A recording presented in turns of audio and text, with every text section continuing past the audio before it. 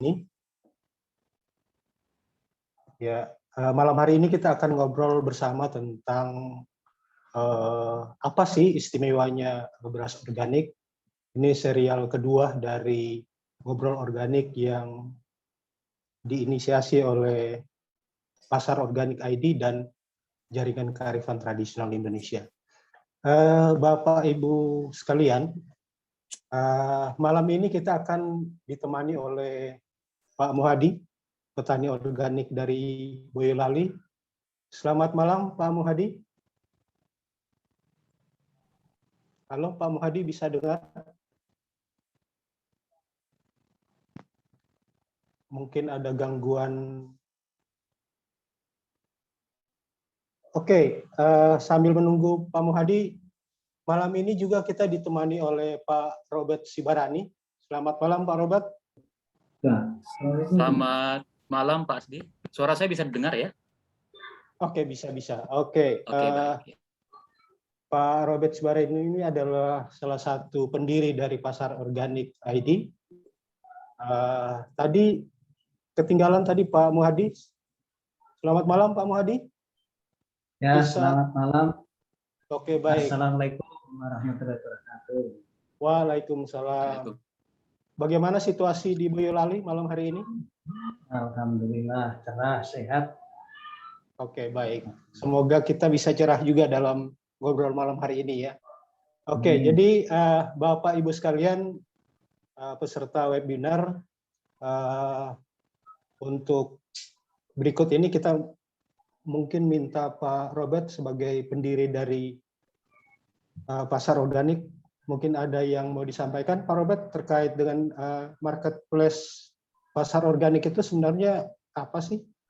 Atau buat apa dalam konteks pertanian organik? Silakan Pak Robert. Baik Pak Rasdi, terima kasih atas kesempatan yang diberikan kepada kami, kepada saya untuk menjelaskan pasarorganik.id. Itu adalah startup dengan konsep marketplace untuk memfasilitasi aktivitas penjualan dan pembelian produk organik dan menghubungkan semua aktivitas pertanian organik dalam satu ekosistem digital. Adapun visi dari pasar organik ini adalah menjadi perusahaan terdepan dalam mewujudkan pertanian organik yang berkeadilan dan terbuka di Indonesia. Sedangkan si pasar organik.id adalah menyediakan layanan digital terintegrasi untuk masyarakat pertanian organik di Indonesia. Untuk itu, pasar organik.id mengajak para produsen dan pemasar produk-produk organik untuk dapat memasarkan produk-produk organiknya melalui marketplace pasar organik. Nantinya kami akan bagikan alamat pasar organik.id yang bisa Bapak Ibu gunakan untuk memasarkan produk-produk organiknya. Demikian Pak Rasdi, sementara penjelasan singkat dari saya terkait dengan pasar organik.id. Baik Pak Robert, terima kasih banyak. Jadi kira-kira bahasa sederhananya pasar organik ID ini adalah media bagi produsen dan konsumen untuk bertemu dalam satu pasar untuk bisa saling berbagi, saling bertransaksi dalam konteks produk-produk organik. Kira-kira begitu ya, dengan visi misi yang sudah disampaikan tadi. Kira-kira sederhana begitu. Jadi teman-teman produsen petani organik itu bisa membuka toko di marketplace ini sehingga akses pasarnya bisa jauh lebih terbuka. Kira-kira begitu sederhananya. Baik, Bapak Ibu sekalian, teman-teman, sahabat, keluarga yang hadir pada malam hari ini dalam ngobrol organik malam hari ini, kita coba sama-sama nonton dulu film tentang bagaimana atau apa sih istimewanya beras organik yang diproduksi oleh petani-petani organik Boyolali. Mungkin teman-teman dari Bogo mungkin bisa di-share videonya, kita nonton bersama dulu videonya. Nanti sambil nonton teman-teman peserta juga bisa mulai mencatat pertanyaan-pertanyaan, nanti juga bisa lewat chat atau bisa raise hand, angkat tangan Oke, baik. Teman-teman Bogo, silakan di-share videonya, Pak Muhadi. Screen share, di-share videonya, kita nonton bersama videonya.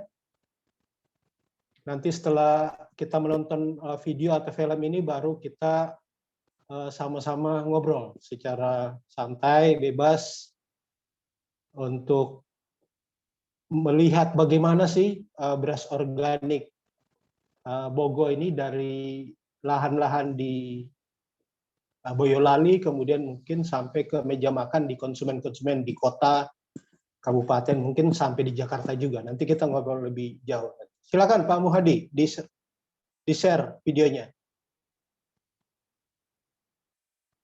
Ada gangguan? Halo Pak Muhadi, silakan di-share videonya, filmnya. Mas Lilinya nggak ada ya, operatornya?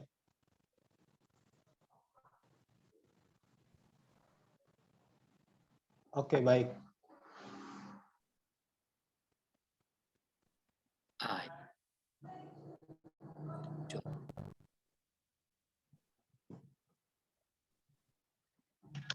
Volumenya Pak Muhadi belum dinyalakan.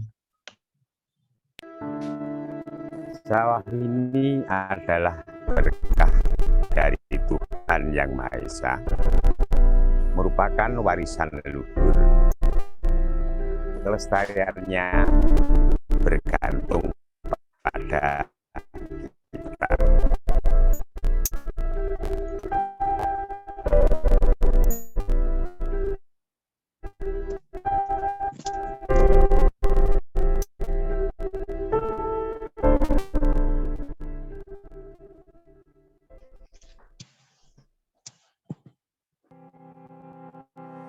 Di tahun 1988, kelompok tani Pangudi Bogo berdiri. 28 hektar sawah kami garap dengan guyub dan rukun. Susah dan bahagia kita rasakan bersama. Bekerja dan hidup dengan damai di antara hamparan sawah yang dikelilingi bukit gunung tetangga dan bukit-bukit, serta memiliki sumber mata air yang melimpah ruah.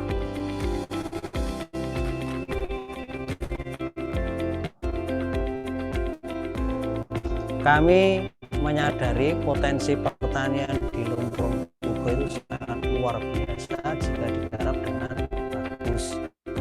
Pada tahun 2005 kami mencoba beralih dari sistem pertanian konvensional ke sistem pertanian yang organik. Perjuangan tidak mudah karena tidak hanya mengubah cara bertani, kami juga harus mengubah pola pikir para petani, dan itu memang membutuhkan nyali. Namun alhamdulillah kami telah menemukan bibit lokal padi organik yang berkualitas. Dan kami berkomitmen akan terus mengembangkan pertanian dengan sistem organik. Saat ini total sawah yang kami garap seluas 49 hektar. Varian beras organik yang kami hasilkan antara lain beras merah, beras hitam, beras coklat, beras putih mendek susu, beras putih mendek wangi, dan kami mencoba membuat beras 3 warna gabungan beras merah, beras hitam, dan beras putih mendek susu. Dalam 1 tahun kami mampu panen gabah organik kurang lebih 800 ton yang dihasilkan dari 2 sampai 3 kali panen per tahun. tahun. Agar petani terus bersemangat, kami pun mempermudah dalam penyediaan pupuk dan bibit. Ambil saja, kalau sudah panen baru bayar. Dan kami memberikan jaminan untuk dibeli dengan harga yang tinggi agar petani kita menjadi sejahtera. Buku Organic Food adalah ikhtiar kami di bidang produksi dan pemasaran. Mimpi para petani itu sederhana. Bagaimana caranya agar produk Bugo bisa menjangkau seluruh keluarga di Indonesia? Karena dengan mengkonsumsi pangan sehat, kelak akan tumbuh generasi yang hebat.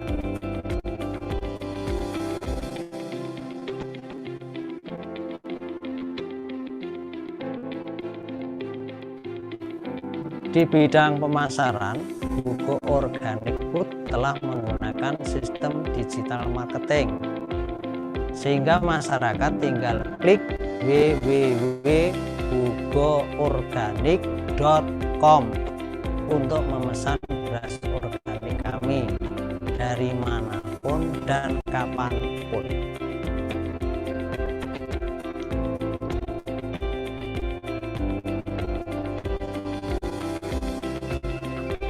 Produk Bugo telah bersertifikat organik sejak tahun 2010.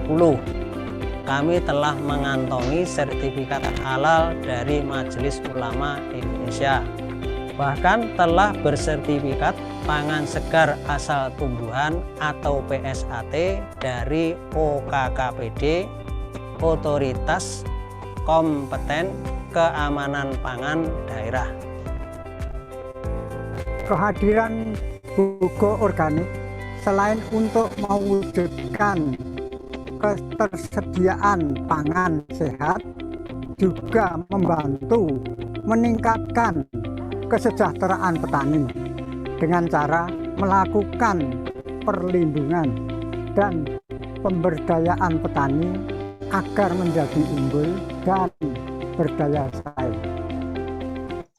Alhamdulillah, setelah kami menanam padi organik, saya bisa mencukupi kebutuhan hidup keluarga saya dengan baik. Anak bisa sekolah, hidup kami lebih sehat, dan keluarga kami bahagia. Terima kasih, Bugo Organik. Terima kasih, Bugo Organik.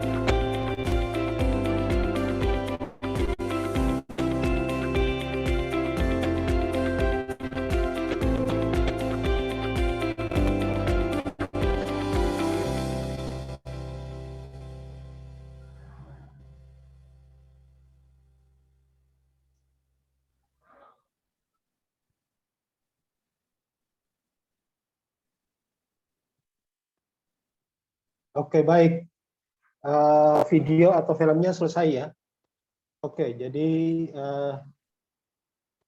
Bapak Ibu sekalian, mari sama-sama kita ngobrol tentang beras organik dari Boyolali ini, yang aktornya malam ini Pak Muhadi. Jadi kalau kita lihat profilnya dikirim ke kami, sesungguhnya Pak Muhadi ini adalah sarjana teknik kimia S1 ya, dan kalau saya baca itu sudah bekerja di mana-mana. Pernah bekerja di lab perusahaan internasional, yang terakhir jadi guru, kemudian memilih menjadi petani organik. Itu gimana ceritanya itu Pak Muhadi? Mungkin ini teman-teman atau Bapak Ibu peserta bisa ingin tahu kok bisa, kalau dipikir mending jadi karyawan perusahaan besar daripada jadi petani organik. Silakan Pak Muhadi, gimana ceritanya itu? Ini sesuatu yang istimewa juga saya kira. Silakan Pak Muhadi.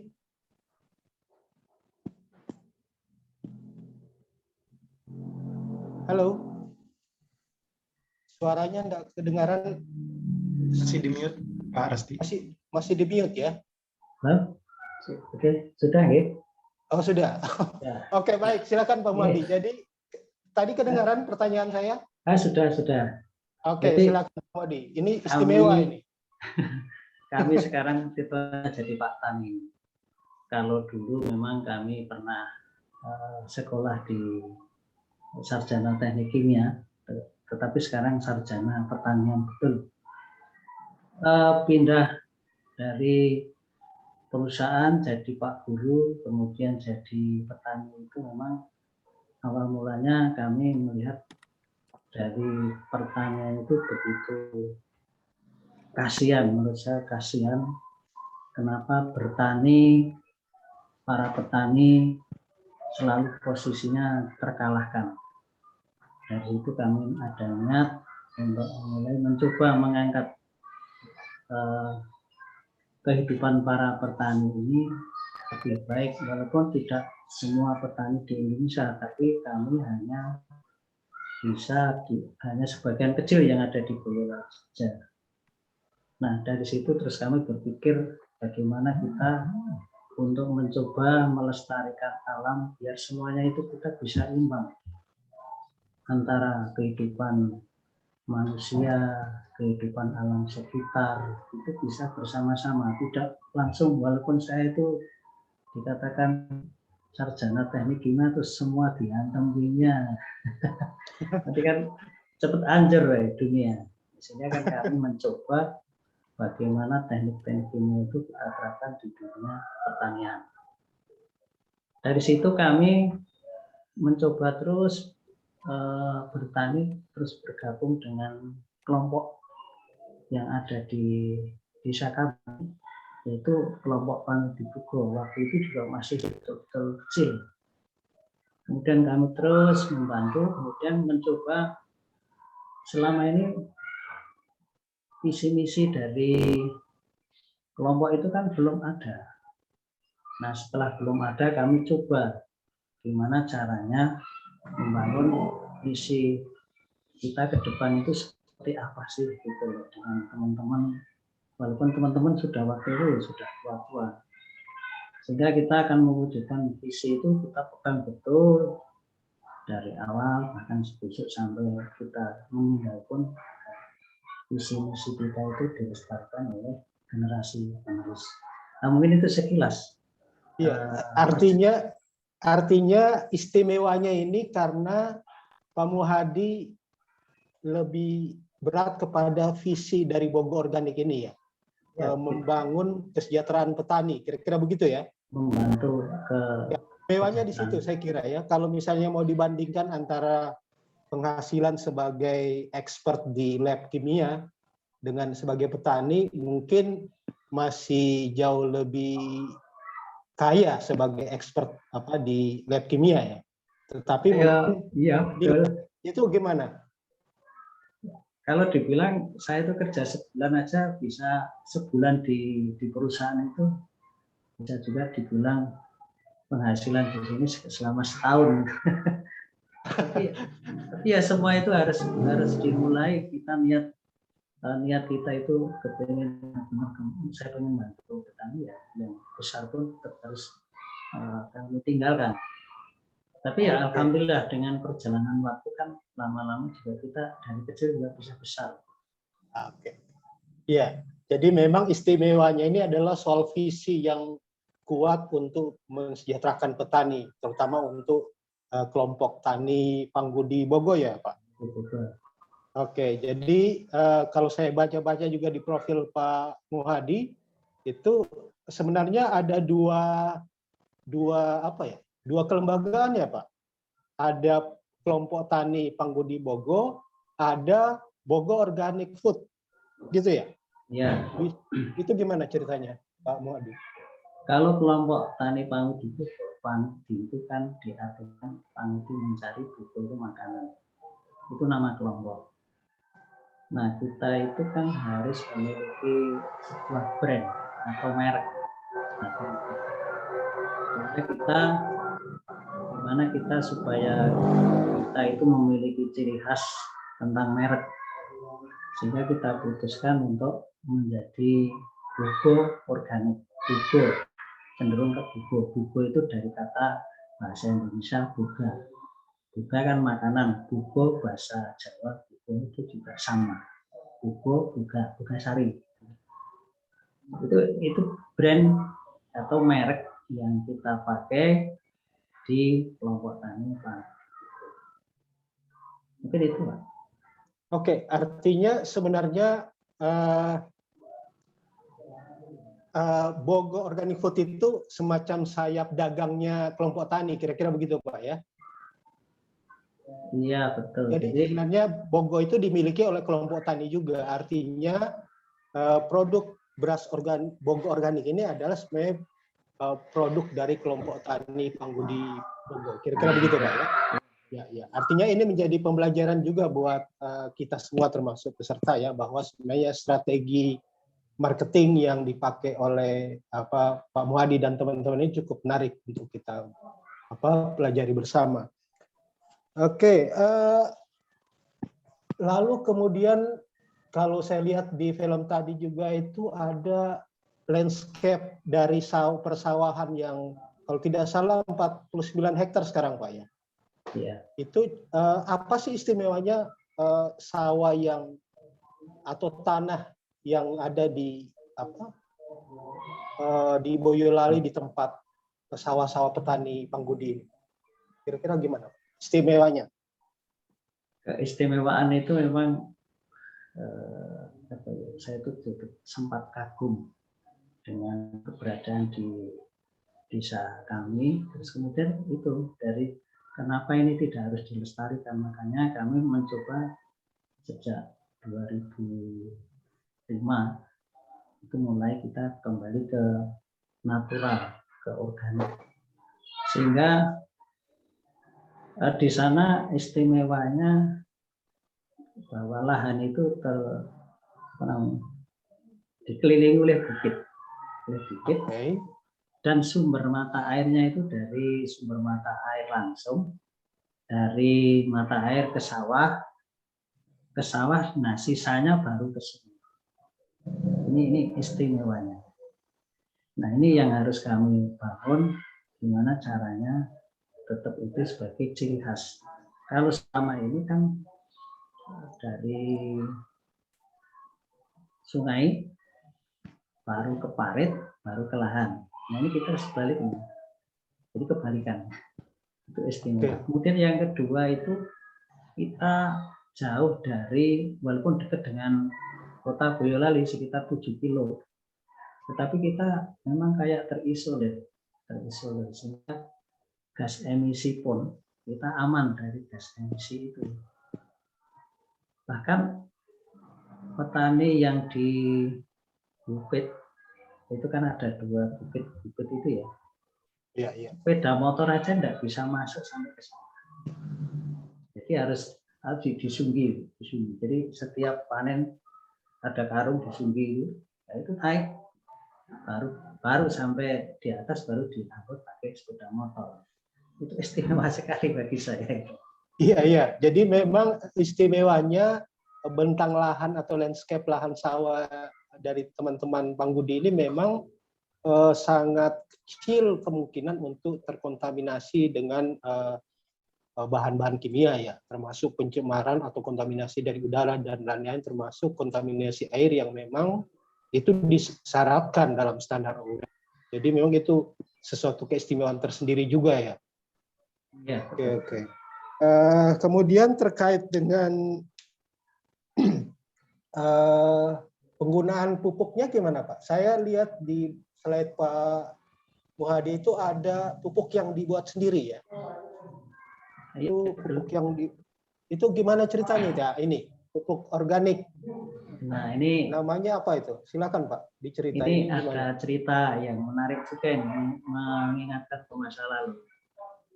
Oh, ini silakan. pupuk kan namanya Boldem Buga. Ini dulu kami artinya Boldem, bol itu dari kata boyolan. Dem itu dari kata demak. Mungkin ada teman saya yang dari Demak ini. Itu saya kerjasama dengan teman saya waktu saya di kos di Jogja itu kan tahu-tahu sama-sama sarjana kimia, tapi kok dia juga di pertanian, saya juga sama pertanian. Saya belum punya bakteri, tapi dia ada di Lampung.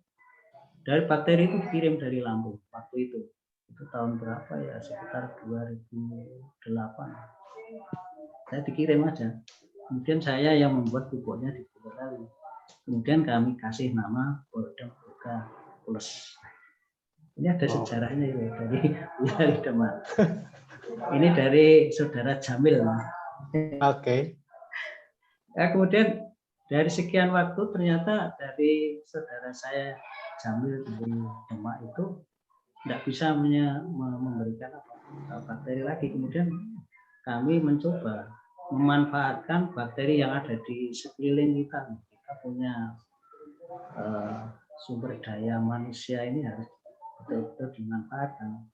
Sumber daya alam juga kita manfaatkan. Alhamdulillah di Pangudi Buko kita menggunakan sumber daya alam dan manusia itu kita pakai untuk membuat pupuk itu pupuk sendiri, sehingga petani itu tinggal memakai aja. Kalau petani disuruh biasanya akan agak susah. Nah ternyata kita yang kelompok yang menyediakan. Oke. Manajemen kelompok harus hidup juga. Oke, ya. Sekilas. Oke, jadi pupuk organik yang buatan sendiri ini yang menjadi semacam modal utama dari kelompok untuk memupuk sawah yang ada ya. Jadi dengan pupuk organik. Iya. Oke, Pak. Lalu kemudian tadi ada terkait soal mata air sudah ya tadi ya, bahwa sumber mata air memang langsung dari sumber ya, tidak melewati sawah-sawah yang tidak organik. Jadi memang langsung ya. Iya ini. Wah ini dipakai. Saya minum di sini udah biasa kok. Oke. Ada cerita budayanya Pak sumber air ini terkait dengan budaya petani? Oh enggak ada ya? Atau ada yang mistis di mata air ini? Ya mistiknya itu yang mungkin ada lah kok, setiap di sumber air mesti ada ringinnya itu. Oh, oke. Jadi ada penunggu pohon beringin ya. Oke. Nah, kalau terkait dengan hama penyakit gimana Pak Muhadi? Jadi kalau selama ini kan salah satu hambatan dari petani-petani organik di Indonesia itu terutama pengendalian hama dan penyakit. Nah ini pengalaman Pak Muhadi sendiri gimana soal hama dan penyakit ini? Nah kalau pengendalian itu sebenarnya kita itu kalau tahu tentang sekeliling kita memahami tentang kehidupan di sekeliling kita. Namanya membasmi itu kan berarti tembakan langsung.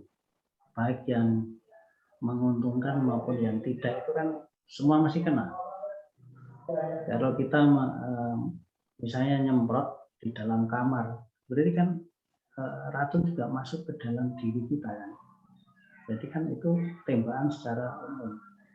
Tapi kalau di petani kita itu harus sudah bisa memahami bahwa semua hewan yang ada di padi itu ada yang membantu, ada yang merugikan. Nah, kita kalau misalnya belum begitu banyak ya enggak usah, biarin aja. Nanti kan ada yang membantu, yang mematikan. Nah itu. Kemudian kalau memang selama ini kok saya perhatikan serangan-serangan yang hama itu kok alhamdulillah itu aman. Pernah serangan kami menggunakan tembakau. Oh ya tembakau, tapi tembakunya yang bagus ya, yang katanya orang pakai udut atau apa itu katanya yang tembakau enak gitu. Terus kemudian kami kami rendam air panas itu dengan sebentar Pak Muhadi, tembakau bagus itu seperti apa? Lebih detailnya kayak apa? Tembakau yang bagus itu untuk kalau saya sendiri juga kurang paham, tetapi kalau orang-orang tua kami itu kalau dibau itu terasa sedap katanya. Sedap, terus warnanya itu agak kuning-kuning, tidak terlalu hitam, tidak terlalu kuningnya kelihatan bagus itu. Oh, jadi diambil dari daun tembakau yang masih asli, ya, lalu dirajang ya? Dirajang itu. Ya, kan kita pilih yang Artinya kita tidak bisa beli, kan biasanya di pasar itu ada yang tembakau buat ngerokok, nggak bisa yang itu ya? Bisa, itu juga bisa, tapi kan di sana sudah kelihatan tembakonya ini enak atau tidak enak, itu sudah bisa Oh, oke, dilihat. oke. Baik, baik. Nah, itu kemudian kita menggunakan daun mindi, tahu ya. Iya, iya, iya. Terus Saya kira peserta kemudian di sini cukup tahu itu. ada juga kita menggunakan gadung itu bahasa Indonesia, Ya. yang terkenal kasus Mirna cyanida itu. Oh, Gadung itu kan betul-betul meracuni betul. Nah, itu kita potong-potong, kita rendam dengan air panas, kemudian kita jadikan satu, kemudian kita fermentasikan itu. Nah, di situ sekitar 7 hari kita pakai untuk mengobati itu, alhamdulillah. Tapi kita harus pakai masker, kalau nggak pakai masker kita yang tidak termasuk. Saya pernah keracunan juga itu. Nggak percaya, awal mulanya nggak percaya kan. Kok saya tuh pusing, makanya kan. Terus kemudian ada juga kami mencoba melestarikan sistem jenuh. Jenuh itu diambil akarnya saja, jenuh. oke. Iya. Nah, itu kalau sudah akarnya muncul, kita ambil, kita keringkan. Kalau sewaktu-waktu ada hama yang serangannya hebat, baru kita gunakan. Tapi kalau hanya kecil-kecil, ya nggak usah. Kita harus selalu memperhatikan alam. Kalau soal tikus, Pak Muhadi, biasanya di tempat lain agak pusing. Nah, ini gitu. kalau tikus ini, alhamdulillah ada sedikit istimewa petani-petani. Serangan tikus itu selama ini kan selalu terus-menerus. Kalau di tempat kami itu memang ada serangan, tapi hanya sekali, terus hanya sekali, habis itu tidak ada lagi. Nah, ternyata dari sekian petani itu saya perhatikan, kenapa hanya sekali serangan tikus itu? Petani itu setiap ke sawah itu, setiap keliling sawah itu selalu menyebut asma Allah. Ya, ternyata ya Allah, berikanlah ya Allah. Terus sama nyebut tikus. Tikus itu disebut sama orang Jawa kan dan bagus. Ya mangan, kalau makan ya silahkan makan, tapi jangan banyak, sedikit aja. Itu petani bilangnya seperti itu. Tapi kok ternyata ya terbukti gitu. Jadi dari sekian banyak serangan di tempat lain pada nggak panen, kita masih panen. Oke. Hanya itu kita enggak. Ya, jadi ada kearifan budaya dan kearifan religi di sini, Pak, ya, yang juga menjadi kekuatan atau keistimewaan dari kelompok tani ini ya. Itu mungkin kemudian dari segi ekosistem sawah itu bisa terjaga dari misalnya serangan tikus yang besar-besaran, saya kira. Mungkin itu poinnya, Pak Badi ya. Oke, baik. Kalau terkait pasca panen, yang istimewa yang bisa Pak Muhadi cerita apa kira-kira? Kalau pasca panen, ya itu kan bahwa kita kalau bicara organik itu kan semuanya kan pakai sistem ya. Kita di sistem itu, kalau mau panen itu kan para petani itu menyampaikan ke kita itu supaya kita cek di lahan. Kemudian kita masuk cek lahan dulu. Oh, ternyata udah pantas dipanen. Jadi kita ada tim. Ya terkadang saya sendiri juga ke sawah gitu. Tapi kan tim tetap jalan juga. Kalau itu pantas sudah dipanen, itu boleh dipanen. Dan itu pun nanti harus berdasarkan jadwal. Kenapa harus dijadwal? Karena kalau kita tidak menjadwalkan, kalau sekali panen ada langsung 10 ton, kan kapasitas lantai jemur kita kan terbatas. Nah, di situ mutu dari produk itu juga harus dijaga dari sejak sebelum dipanen. Nah, setelah dipanen penjemurannya itu selalu terkontrol. Oke, jadi sebenarnya manajemen mutunya, dokumen mutu dari teman-teman Panggudi ini cukup lengkap ya. Ya, insya Allah ada. Oke ya. Jadi itu di kekuatan kelompok tani ya. Ya. Dari pengalaman saya itu beberapa petani itu tidak familiar dengan dokumentasi atau dokumen atau mencatat. Itu Pak Muhadi dengan teman-teman gimana mengatasi itu? Kami mencoba, ya awal mulanya kita kerja sendiri, pelan-pelan, sambil kita menyampaikan setiap ada petani datang, kita sampaikan, setiap ada petani datang, kita sampaikan. Jadi mulai dari proses pembibitan, bibit, sampai pasca panen itu selalu komunikasi terus. Jadi saya harus menanam apa ya Pak? Nah, kita kan harus melihat, Pak A kan suruh nanam beras hitam, hitam. Terus kemudian Pak B menanam beras merah. Jadi kita kan manajemennya di situ petani sudah terbiasa lama-lama. Awal mulanya memang susah. Tapi setelah ternyata begini ya cara. Jadi kita atur semuanya dari waktu tanam, kemudian waktu panen itu urut.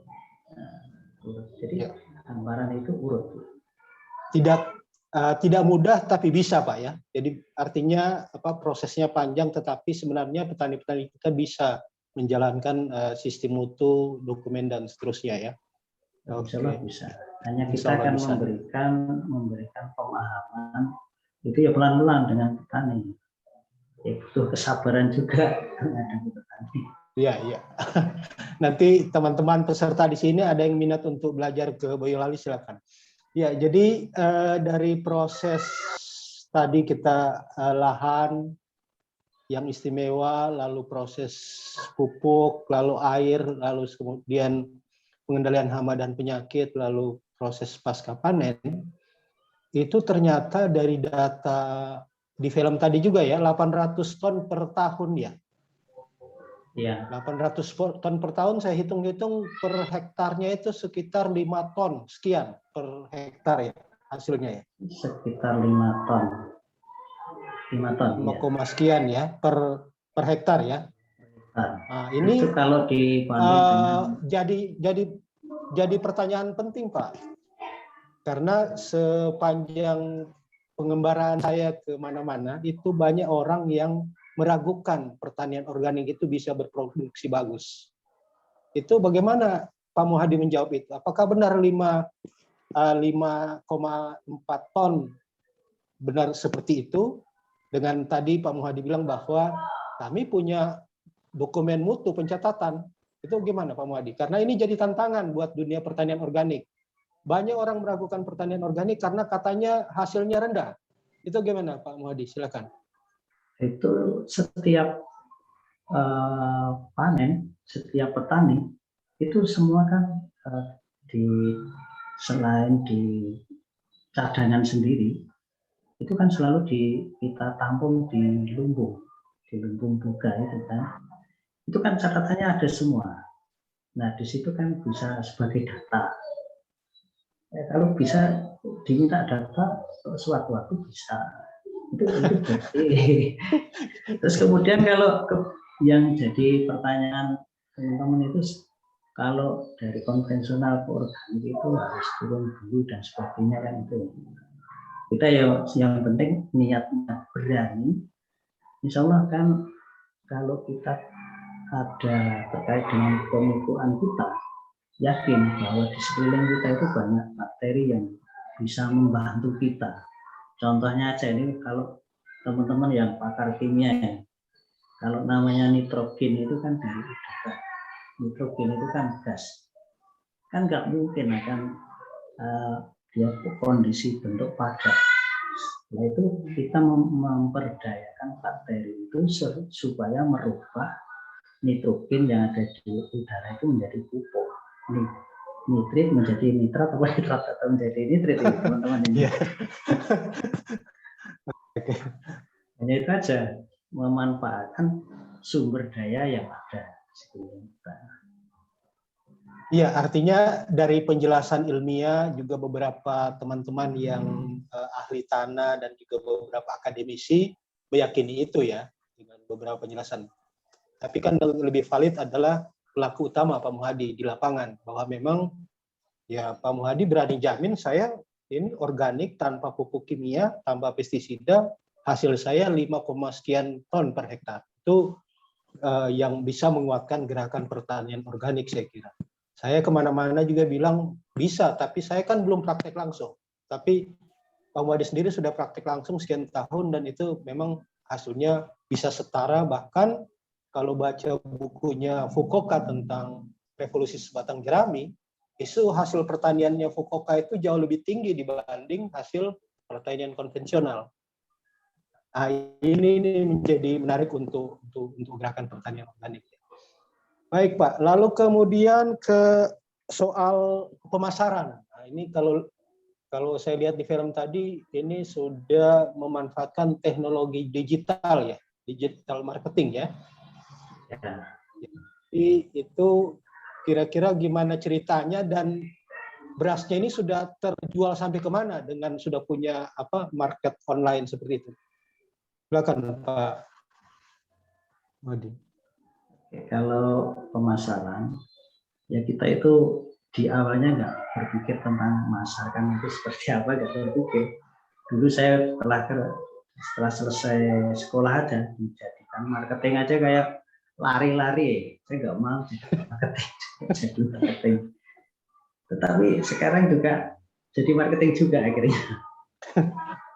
Itu awal mulanya kita yang penting tapi di saat memproduksi itu ternyata petani kan tidak mungkin akan memasarkan langsung, sehingga kita yang masih waktu itu saya masih muda, udah saya yang berkeliling-keliling, saya itu dari pintu ke pintu waktu itu. Jadi Pak Guru itu masih membawa karungan itu masuk ke pintu-pintu ke pemerintah, bisa ke dinas pertanian, dinas perdagangan, inspektorat, kemudian ke teman-teman SMA, SMK itu masuk.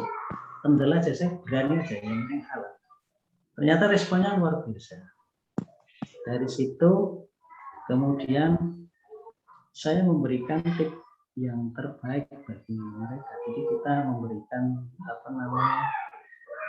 servis yang sebaik-baiknya. Setelah kita memberikan servis yang sebaik-baiknya, akhirnya kan beliau-beliaunya itu kan jadi termasuk jadi marketing kita. Beras dari Pak Muhadi, nah akhirnya kan berkembang terus. Ya kita akhirnya jadi produsen yang baik. Ternyata pembeli sudah pada datang dengan sendiri. Oke, berarti sudah ada permintaan dari luar negeri Pak atau dari pulau lain? Ini permintaan kalau dari dalam negeri aja ini kebanyakan ke Jakarta, ke Surabaya. Kalau yang dari lain itu kemarin sempat ke Kalimantan. Kalau ke luar negeri kita belum pernah ekspor. Ya, doakan saja, ini ada orang dari Cina katanya akan ekspor ke Cina ya. Jadi saya belum tahu juga. Jadi ada mimpi ke ekspor juga ya? Yang penting dalam negeri dulu biar sehat. Iya, dalam negeri, dalam desa dulu, kabupaten, provinsi sampai nasional dulu ya. Iya. Oke. Yang penting itu dulu. Kalau saya lihat varian berasnya ini, saya catat ini ada 6 Pak ya.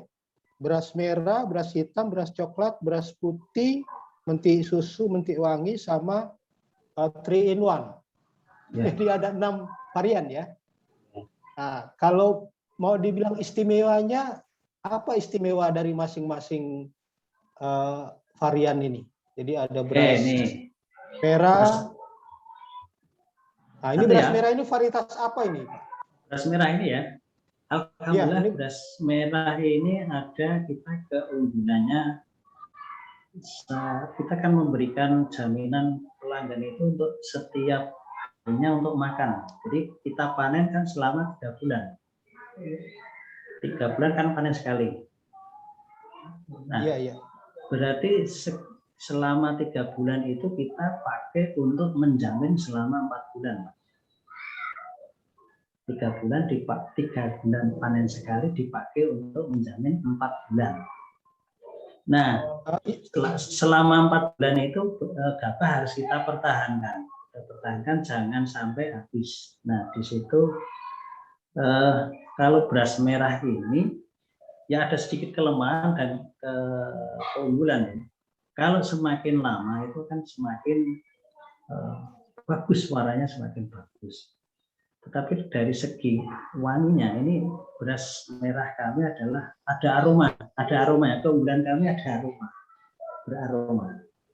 Ini jenis varietas apa Pak bahasa lokalnya? Kalau di tempat kami merah wangi. Merah wangi. Ada bahasa Jawanya? Kalau dimasak ini baunya karena di Indonesia itu cukup banyak beras merah ya. Dari daerah Toraja ada, dari daerah Sumatera ada. Kalau di sini tidak ada penamaan khusus ya. Misalnya ini beras merah, kalau yang putih tadi ada menti susu, ada menti wangi ya. Ya. Kalau beras merah nggak ada ya? Belum ada, hanya merah wangi gitu aja. Oke. Baik. Oke. Terus setelah beras merah yang berikut beras hitam ya? Nah, beras hitam. Ini apa istimewanya Pak? Kalau beras hitam, ini kan kami mencoba memulai mengkampanyekan bahwa sebenarnya beras merah dengan beras hitam itu sebenarnya bagus beras hitam. Nah, kenapa beras hitam? Karena kalau testimoni saudara-saudara kami yang punya penyakit gula itu lebih jauh cepat makan beras sembuh beras hitam ini dimakan daripada yang beras merah. Selama ini kan beras merah kan masih dianggap orang punya penyakit diabetes, itu kan sembuhnya beras merah. Ternyata testimoni dari yang sudah ke kami, teman-teman yang punya penyakit itu lebih cepat. Kemudian jadi lebih untuk diabetes ya ini ya. Yang kedua memang ini kalau sudah makan itu ke badan itu merasa kayak ringan itu, bisa meringankan diri. Saya merasakan. Oke. Jadi ilmu tubuh kita jadi lebih kuat ya. Lebih kuat. Nah, kemudian ini kalau saya dibilang dari PPL bahwa beras hitam itu berasal dari Cina, itu waktu itu punya raja-raja. Kalau orang masyarakat kecil melihat menanam itu dipenggal katanya. Nggak boleh, dibunuh. Kok bisa Pak? Katanya ini makanan para raja. Makanan para raja. Jelata nggak bisa Pak ya? Ya, makanan para raja kok bisa? Karena raja itu selirnya banyak, sehingga jadi kuat. Baik. Pak Rasdi, ada yang bertanya Pak Rasdi, punten. Oke, silakan. Ada yang bertanya di chat. Bertanya untuk Pak Muhadi dari Ibu Epilia ya. Mau tanya kalau beras mentik susu, kadang di ujung beras ada hitam-hitamnya. Istilahnya andeng-andengan. Itu kenapa ya Pak? Itu pertanyaannya. Langsung Pak Muhadi dijawab. Oke. Kalau ditampilkan yang mentik susunya biar nanti kan terjawab. Iya. Nah, kita menanam itu kan ada 3 musim, Pak. Halo? Terus ya satu lagi. Nah, ini kan. Nah, ini kalau kita panen itu kan selama 3 kali. 3 kali panen selama setahun. Ada musim penghujan, ada musim antara penghujan dan kemarau, dan musim kemarau. Nah, kalau di ujung-ujungnya di sini itu ada hitam-hitamnya itu kebanyakan dipanen musim penghujan. Kenapa kok bisa? Nah, di situ saya perhatikan pada saat musim penghujan itu terlalu banyak air, sehingga yang diistilahkan kalau busung air atau gimana itu, sehingga kan menempelnya di ujung. Oke. Nah, di situ saya perhatikan di situ. Tapi kalau panen kita di musim kemarau, insya Allah mencari yang seperti itu malah susah juga. Tapi kalau yang musim penghujan itu banyak. Gitu. Jadi memang berarti seleksi kita pada saat di musim penghujan itu harus lebih ketat dibanding yang musim kemarau. Kalau yang musim kemarau seleksinya enggak terlalu karena sudah banyak bagusnya. Itu sekilas perbedaannya di musim itu, Pak. Oke, tapi pengalaman Pak Muhadi selama ini untuk produk dari Bogo ada sempat seperti itu juga kejadiannya? Atau Iya, sudah pernah. bisa di... Iya, pernah.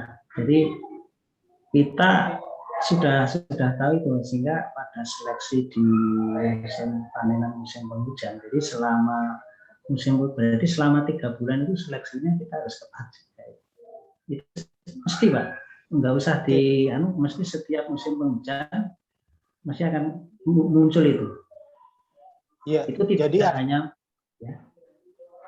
jadi artinya sistem mutu yang dilakukan oleh kelompok tani ini sudah cukup kuat untuk misalnya menseleksi bahwa produk akhir yang dijual ke konsumen itu pasti kemungkinan kecil untuk ada kejadian seperti tadi ya, ada hitam di ujung gitu ya.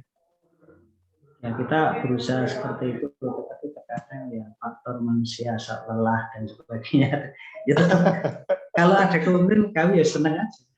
Segera kami perbaiki. Malah jangan marah-marah dikomplain. Harus senang ya. Iya, harus ada keterbukaan ya antara konsumen dengan produsen, Pak Muhadi ya. Satu lagi Pak Rasdi, ada pertanyaan dari Pak Supardigo. Mungkin Pak Supardi mau langsung, silakan Pak Supardi. Pakai mic. Bisa. Silakan Pak Supardi. Suka dibuka kameranya. Assalamualaikum Pak Muhadi. Waalaikumsalam warahmatullahi wabarakatuh, Pak Ustadz. Alhamdulillah. Sesama Ustadz ini. Alhamdulillah, teman lama Pak. Oh iya, silakan teman lama, reuni dulu. Oh iya. Ya semoga semuanya sehat semuanya. Amin. Yang pertama Pak Muhadi, terkait kita ini dalam menyatukan anggota, karena biasanya di desa itu untuk merangkul orang pun susah. Kadang-kadang petani sendiri itu, kalau tadi saya tangkap dari paparan Pak Muhadi kan tadi kan untuk masing-masing anggota kan diatur nih, si A nanam ini jenis ini, si B nanam jenis ini, si C nanam jenis ini. Biasanya gitu. Kalau si A kemarin itu dapat merasa bahwa yang saya tanam ini bagus gitu. Nah, kebetulan mungkin si B gitu. Yang si B kebetulan yang dapat tanaman istilahnya jenis yang kurang baik. Mungkin itu bagaimana itu cara memberikan pengertian ke mereka. Karena mungkin dia juga akan merasa, wah bagian saya ini kok selalu malah yang jelek-jelek terus ya ini. Harganya kurang bagus ya gitu. Nah, terus yang berikutnya yang terkait dengan umur produk. Ini kan kalau hasil pertanian itu saya perhatikan ya, mulai bulan kedua itu kan mulai ada penurunan kualitas tuh. Ya kebetulan kalau kami sendiri kan dulu pernah main kacang lama gitu. Jadi kalau kacang itu dulu itu kalau setahu saya itu kalau sudah mulai 3 bulan itu sudah rasanya sudah berbeda. Nah untuk beras ini bagaimana gitu? Ya itu terus yang ketiga tadi itu yang masalah tikus. Ini saya juga nggak tahu karena tadi Pak Muhadi juga menjelaskan bahwa ya alhamdulillah tikus nggak sampai di sana gitu Pak. Tapi di tempat-tempat yang lain itu orang itu berjibaku dengan tikus. Ya. Tikus itu banyak produksinya dia itu untuk melahirkan anak-anaknya itu terlalu cepat sehingga beberapa waktu yang lalu pun kami sempat cerita sama kebetulan ada saudara kami yang jadi dosen pertanian gitu. Saya ceritain itu untuk membasmi tikus itu bagaimana gitu. Nah ini juga akhirnya menjadi satu PR yang buat kita semuanya sehingga kadang-kadang di sawah-sawah itu dikasih burung hantu. Nah ini untuk pengalaman-pengalaman yang tadi Pak Muhadi, ya semoga yang tikus-tikus ini nggak nyampe di tempatnya Pak Muhadi lah. Ya, saya mohon tadi yang pertama sama yang kedua Pak Muhadi, minta tolong jawab Pak Muhadi. Oke. Itu aja Pak. Jangan Terima dibasmi, kasih. Mas. Assalamualaikum warahmatullahi wabarakatuh. Oke. Waalaikumsalam. Waalaikumsalam. Terima Silakan kasih Pak Muhadi. Haji. Lawas. Yang pertama untuk meyakinkan petani. Nah, petani itu di awal mula ya susahnya minta ampun. Misal kita Pak A itu misalnya ada 10 petani, Pak A, B, C, D gitu ya. Pak A saya minta nanam nanam mendek wangi misalnya. Itu ibaratnya saya itu harus menyembah dulu, sungguhi dulu, saya sembah dulu. Awal mula kan setelah saya suruh nanam mau, berarti kita harus memberikan jaminan. Setelah saya nanam harus gimana? Harus kita jamin. Sehingga lah jaminannya gimana? Kita beli. Nah, pada saat kita beli itu harganya gimana? Harganya harus lebih daripada yang biasa. Tapi dengan syarat. Nanam di awal-awal syaratnya gimana? Harus mengikuti pola sistemnya harus diikuti begini. Akhirnya kan ada yang mau waktu itu hanya 3 orang. 3 orang itu saya servis terus, bagus, hasilnya bagus, terus kok harganya tinggi. Nah, dari 3 orang itu terus berkembang, kan dia akan menjadi juru bicara kita. Nah, setelah itu terus berkembang. Yang dulunya 3 sekarang sudah ada jumlah 71 anggota. Nah, dari 71 anggota itu dari kelompok tani yang lain itu pengen mendekati kita pun juga kita masih mikir dulu, jangan dulu, kita harus fokus di satu kelompok aja dulu. Jadi kemudian terkait dengan menanam jenis A, jenis B dengan jenis C, lah kita akan memberikan pemahaman. Kalau jenengan tak suruh nanam merah di posisi lokasi di sini merah, kenapa tak kasih merah terus besok merah lagi, terus merah lagi? Kita harus memberikan pemahaman ke petani bahwa kita menjual itu kan berdasarkan konsumen, permintaan pasar. Kalau semua langsung ditabrak merah semua, itu juga susah. Terus yang kedua, kalau merah kemudian kita ganti ke yang putih mentek wangi, kan di sisa-sisa dari beras merah itu kan ada juga. Misalnya satu biji aja. Nah, ini pakarnya ini ada. Kira-kira 1 biji itu akan menjadi berapa batang? Satu batang akan menjadi berapa biji? Nah, itu kan kalau tercampur kan susah. Sehingga di situ kita memberikan pemahaman ke petani. Seperti itu. Sehingga petani kalau disuruh nanam ini ya sanggup-sanggup aja. Alhamdulillah. Jadi kita harus memberikan pemahaman kebutuhan pelanggan sekaligus mutunya itu. Nah, kemudian terkait dengan apa nih? Tikus. Ya terbukti alhamdulillah kok misalnya ada serangan. Nah, saya perhatikan. Kebanyakan dari daerah Klaten Delanggu itu utara, sampai Kartosuro, sampai daerah Sambi itu pernah itu terus. Nah, setelah itu langsung masuk ke daerah Boyolali, masuk ke daerah kami pun masuk.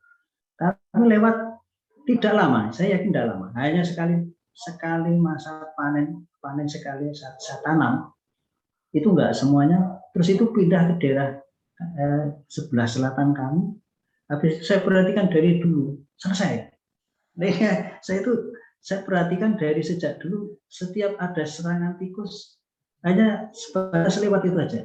Kalau di Klaten kan saya perhatikan sampai berkali-kali bahkan tahunan saya perhatikan. Tapi kalau di tempat kami hanya biasanya sekali set itu tidak sebegitu parah. Nah itu. Walaupun di tempat kami itu tidak ada misalnya dikasih apa itu tempat burung hantu. Burung hantu?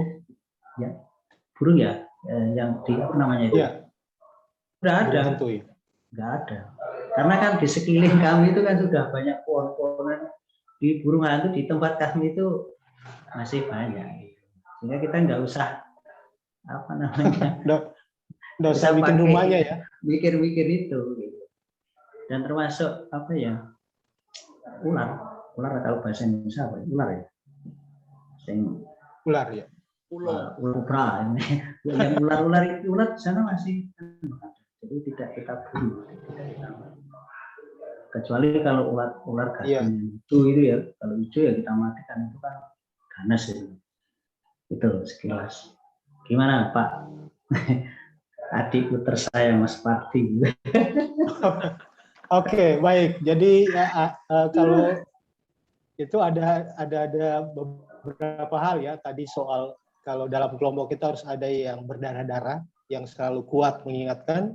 Yang kedua, tidak mesti langsung banyak, dari beberapa orang yang mau dulu. Lalu yang terakhir soal hama itu ya soal kearifan religi dan ekologis ya, yang harus kuat ya. Baik, kita langsung aja. Yang berikut mungkin ada yang mau bertanya, saya kira kita langsung ngobrol aja. Ada yang mau bertanya, silakan mungkin raise hand, angkat tangan, kita langsung aja ngobrol, bertanya kepada Pak Muhadi. Ada teman-teman yang Pak Yudi mungkin bisa bantu, saya tidak bisa. Oke, Pak Darmin ya, dari Pak Darmin. Silakan Pak Darmin. Ya, Pak Darmin, Pak Rasti. Ya, silakan Pak Darmin. Waalaikumsalam.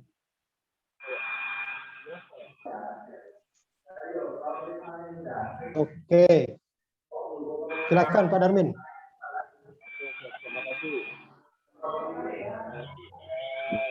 Kok belum terdengar suaranya? Volumenya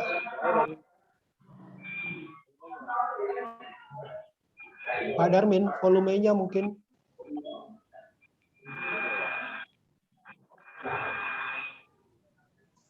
Atau gangguan sinyal.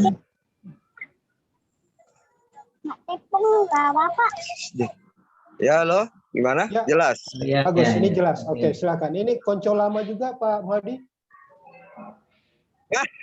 Oh, belum kelihatan nih. Assalamualaikum Pak Muhadi. Waalaikumsalam warahmatullahi wabarakatuh. Salam kenal ini dari kota Parepare, Sulawesi Selatan ini. Oh, Parepare, Tanah Sulawesi, silakan. Parepare, Pak Muhadi. Ya. Saya dari Parepare. Saya juga ini alhamdulillah masih pemula Pak Muhadi di organik. Makanya saya harus banyak belajar sama Pak Muhadi nih. Nah, ini saya mau tanyakan ini tentang varietas tadi yang di ini. Itu rata-rata umurnya berapa ya, dan sistem pengolahannya gimana ya Pak Muhadi ya? Terutama beras merah dengan beras hitam tadi. Rata-rata umur itu sekitar 100-an hari, 105. Ya, oh ya, sama dengan padi biasa ya. Nah, tergantung juga tanahnya, karena ada tanah yang ada pasirnya dan tidak, itu kan berpengaruh sekali. Kalau proses, kemudian yang ditanyakan proses pengolahan. Pengolahannya, Pak. Sama dengan yang lain atau gimana? Kita sama, jadi kita di proses pembibitannya sama. Jadi kita ada petani yang kita khususkan untuk menekuni di benihnya. Jadi misalnya yang merah, ya. Kita setiap petani yang merah itu proses pemurnian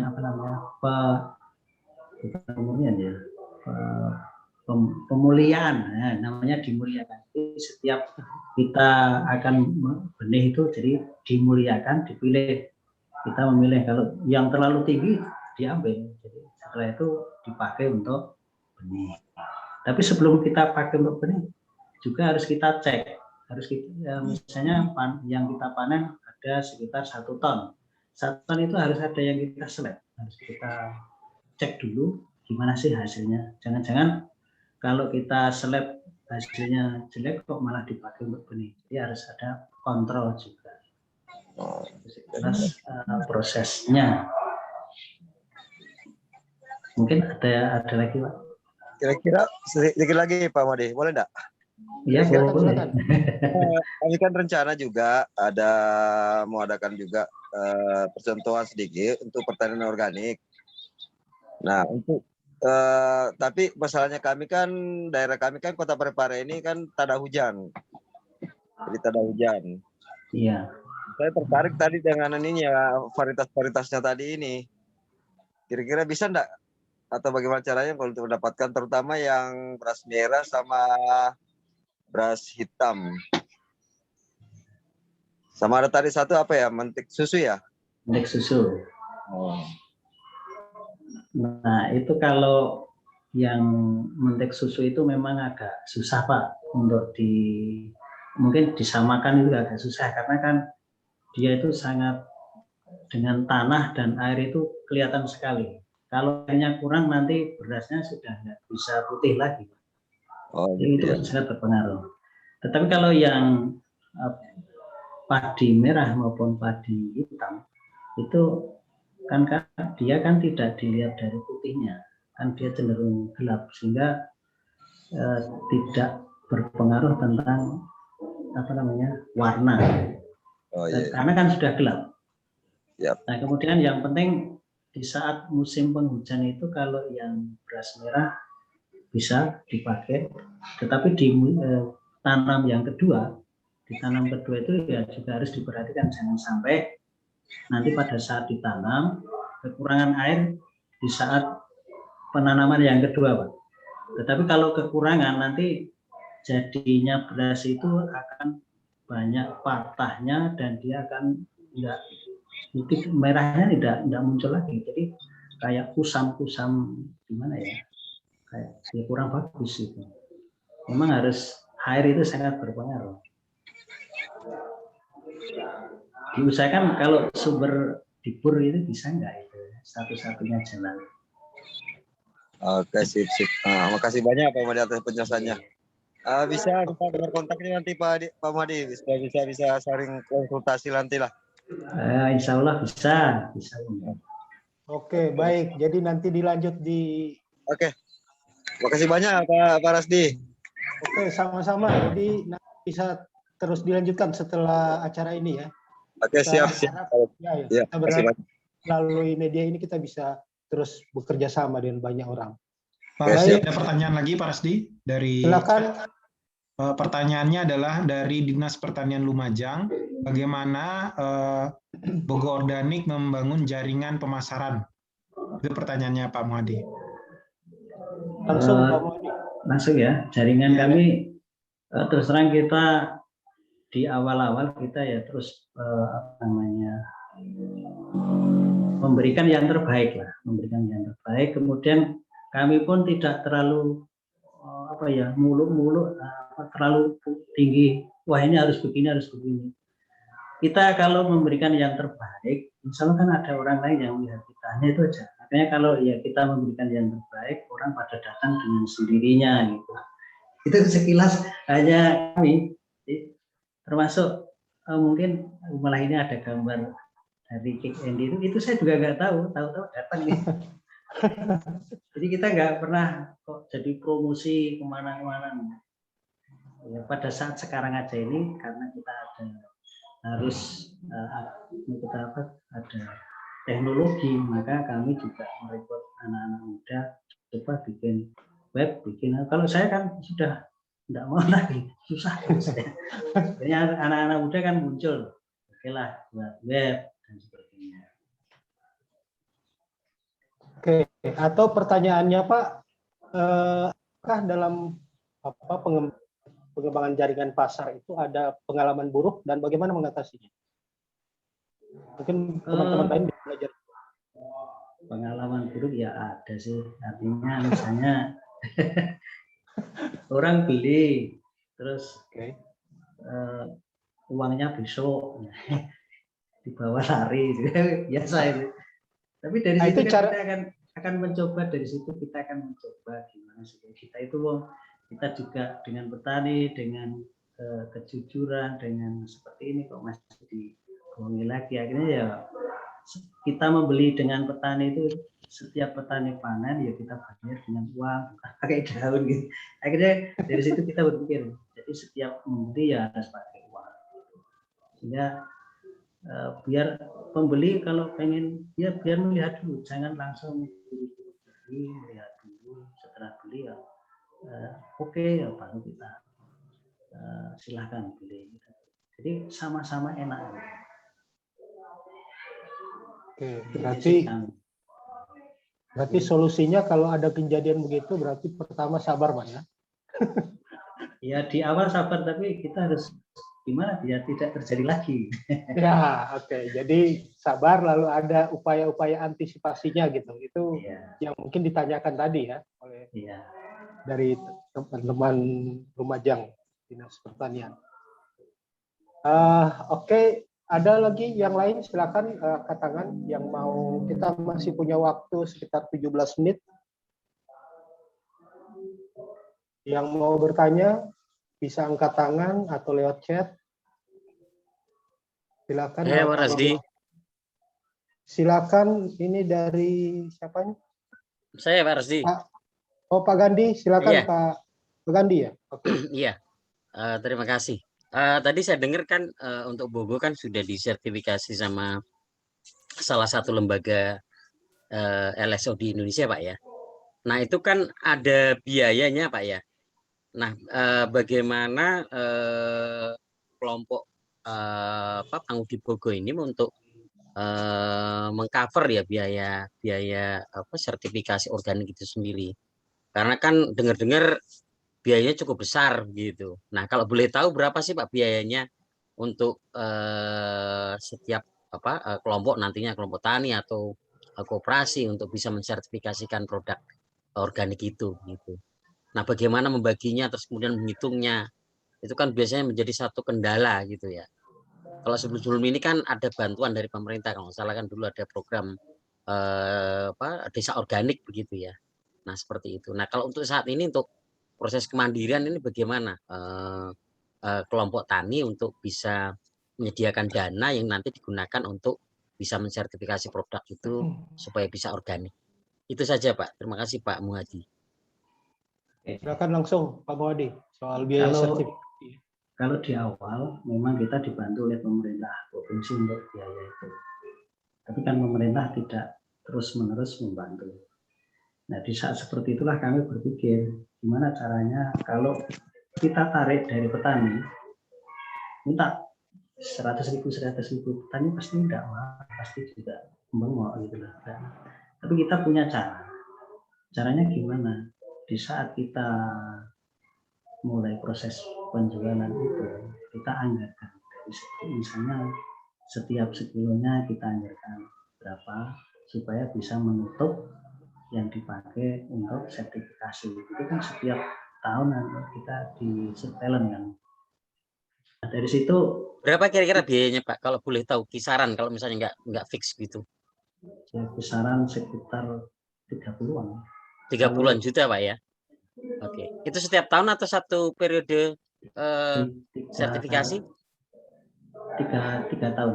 Oh, 3 tahun. Oke. Ini kan setiap tahunnya bisa 3. Kira-kira seperti itu. Termasuk juga kita pinter-pinternya juga negosiasi dengan lembaga sertifikasi juga itu. Enggak, maksud saya apakah biaya sertifikasi itu dimasukkan ke biaya harga jual atau itu kayak tadi misalnya dimintakan ke anggota begitu, dibagi rata ke anggota begitu. Kalau selama ini pola yang dijalankan di Pangudi Bogo. Kami bebankan ke termasuk di harga. Oh, di harga. Nah, di harga. Tapi dengan harga itu saya perhatikan dengan produk-produk yang lain, insya Allah kita kompetitif kok. Oke, harganya masih kompetitif Pak ya. Oke. Oke, terima kasih Pak Muhadi. Oke, baik. Jadi komponen cost biaya sertifikasi itu dimasukkan sebagai biaya cost produksi ya, sehingga nanti akan masuk mempengaruhi ke harga jual produk. Kira-kira begitu ya, sehingga itu juga tidak membebankan petani anggota. Oke, baik. Yang lain silakan yang mau angkat tangan. Dari Pak Kris di chat. Silakan. Wiyanto, selamat malam Pak Muhadi. Mohon diceritakan pengawasan internal untuk anggota kelompok tani dan memastikan petani budidaya secara dengan benar dan jujur. Bagaimana pengawasan internalnya? Silakan. Muhadi. Oke. Kalau di tempat kami itu kan kita berdayakan masing-masing blok. Jadi blok itu kita berdayakan. Setelah kita berdayakan, kan kita sendiri juga setiap setengah tahun itu kita harus ada semacam audit dari kita sendiri. Itu ada audit internal. Saya rada keren ya audit internal. Nah kemudian petani itu kalau temannya ada yang nakal, mesti ada laporan. Itu si A begini, mesti menyampaikan. Misal, contoh yang paling sederhana, saudara A mau panen, di sana masih ada sedikit, ada campuran beras merah, ada sedikit hitamnya. Nah itu jauh sebelum laporan yang punya itu, saya mau panen, itu sudah ada info dulu. Akhirnya kan tim segera datang pada saat laporan, saya mau panen, tim datang ke sana, ini belum layak, kenapa? Belum dipilih yang warna hitamnya. Itu contoh sederhana. Jadi kanan kiri kita saling kontrol. Itu sekilas. Ya, jadi prinsipnya ada tim auditnya, lalu ada sistem auditnya, lalu ada jadwal audit. Jadi itu satu sistem pengawasan internal yang memang dibangun oleh kelompok, Pak ya. Kira-kira begitu. Yang betul-betul valid itu ya antara tetangga itu saling memberikan informasi. Jadi tidak mau dia kena beban kesalahan yang lain. Karena kalau salah kan tidak kita beli. Kalau misalnya ada yang melanggar, ternyata juga yang kanan kirinya juga ikut terasa. Iya. Jadi dalam sistem audit yang dibangun oleh Panggo di Bogo itu yang saya tangkap. Jadi ada semacam audit partisipatif kira-kira begitu ya, yang juga dibangun ya. Jadi anggota lain itu diajak juga untuk saling mengontrol, kira-kira begitu ya. Itu menurut saya satu sistem yang sangat bagus juga. Jadi tidak hanya mengandalkan audit yang atau setiap setahun sekali, tapi juga bagaimana membangun rasa memiliki dari anggota kelompok tani. Kira-kira begitu, Pak Madi ya. Itu yang saya kira yang saya juga lihat di beberapa kelompok lain. Itu semakin kuat sistem audit internal atau pengawasan internal yang dilakukan. Baik, silakan yang lain. Ada pertanyaan? Dari Pak Mugi Harjo kayaknya, Pak. Pak Rasdi. Ya, silakan tolong dibacakan. Sebentar, saya akan bacakan. Dari Pak Mugi Harjo, pertanyaan untuk Pak Muhadi, berapa hasil panen per hektar untuk penanaman padi organik? Ya, tadi mungkin sudah disampaikan, mungkin diulas kembali, nggak apa-apa, Pak. Silakan. Silakan, Pak Muhadi. Tadi sekitar 5 sampai 5,5 nih, 5,5 per ton per hektar. Mungkin itu, Pak. Itu ya. Jadi artinya dari 2-3 kali panen ya dalam setahun ya, dengan lahan yang 49 hektar, kira-kira gitu ya. Dihasilkan 800 ton kurang lebih, lalu dibagi per lahan dan juga 2-3 kali panen, maka jatuhnya sekitar 5,3 sampai 5,5 ton per hektar ya. Rata-rata produksi padi organik di kelompok tani ini. Oke. Kira-kira gabah begitu. Kering giling, Pak. Mohon maaf, klarifikasi. Gabah kering giling atau beras itu? Gabah kering giling ya? Gabah, Pak. Gabah. Oh, gabah. Oh ya. Oke. Ya, gabah kering giling. Kalau ya, bukan beras. Oke. Ya. Kalau beras lain cerita lagi ya. Oke, yang lain silakan mau angkat tangan langsung. Pertanyaan itu jauh lebih baik. Kita punya waktu 8 menit lagi. Masih ada? Mungkin kita foto bareng dulu, Pak. Takutnya pada bubar pas jam 9. Oke, baik. Kameranya biasa. Boleh. Teman-teman semua peserta, Bapak Ibu sekalian, tolong dibuka semua kameranya. Mohon izin kita akan foto bersama sebelum berakhir obrolan ini. Gimana Pak Oyudi, sudah buka semua kameranya? Saya nggak bisa lihat karena saya pakai handphone ini, pakai laptop. Ya, saya tunggu dulu Bapak Ibu semua membuka kameranya. Ya, Ini kita tolong nanti Bapak. dua kali tag ya, karena ada dua ini. Sebentar. Ya. Ada dua kali tag. 1, 2, 3. Sebentar, Bapak Ibu jangan ini dulu. Kita akan. Oke, nggak apa-apa. Teman-teman yang komputernya nggak ada kameranya, nggak apa-apa. Iya, nggak apa-apa. Ya. Kita akan coba. Sebentar Pak Rasdi.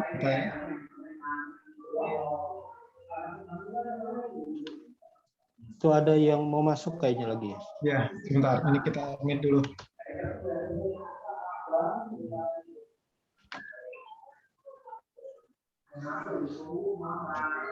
Satu lagi ya. Yang bagian kedua saya foto lagi.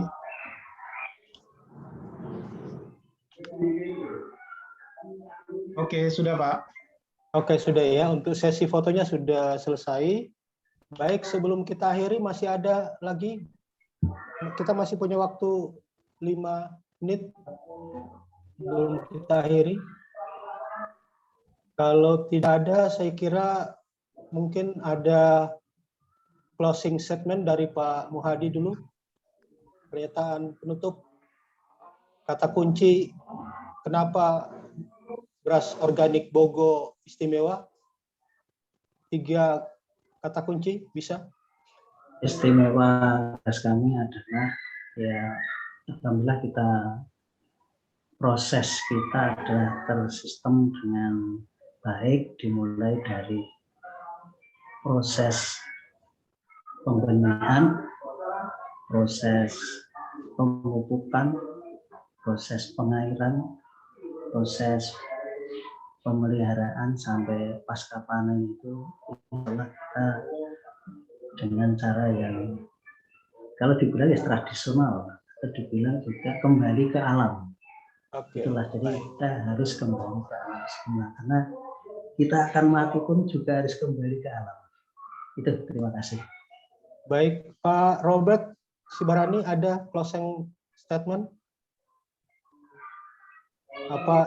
Apa istimewanya pasar organik ID? 3 kata. Baik, Pak. Ya, kita memfasilitasi pemasaran produk organik Bapak dan Ibu sekalian. Kemudian yang terpenting juga ada jaminan produk di sana bahwa benar-benar yang dipasarkan adalah produk organik. Dan yang terakhir tentunya harga yang kompetitif. Itu mungkin Pak Rasdi dari pasarorganik.id, dan silakan Bapak Ibu sekalian jika ingin memanfaatkan fasilitasi untuk memasarkan produk-produk organiknya di pasar organik.id. Terima kasih Pak Rasdi. Baik Pak Robert Sibarani, Pak Muhadi, dan kawan sahabat peserta ngobrol organik malam hari ini, saya kira cukup obrolan kita malam hari ini. Terima kasih banyak untuk partisipasinya untuk obrolan malam hari ini. Semoga semua tetap sehat selalu. Selamat malam. Assalamualaikum warahmatullahi wabarakatuh. Sampai ketemu di obrolan organik berikutnya. Terima kasih. Selamat Pak Muhadi. Selamat.